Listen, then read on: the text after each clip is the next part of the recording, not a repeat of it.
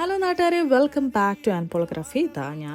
ഞങ്ങൾ നാളെ ഒരു കോസ്റ്റൽ ഹൈക്കിന് പോയൊരു വീഡിയോ ഇട്ടുണ്ടായിരുന്നു. അതിൽ ഞാനായിരുന്നു പോയിന്റ് ഓഫ് വ്യൂ, ഇതിൽ ഡാനിയലാണ്. അപ്പോൾ ഇതുപോലെ കക്കയൊക്കെ കാണാൻ കിട്ടുന്നുണ്ടായി, കല്ലുമ്മക്ക, കക്ക.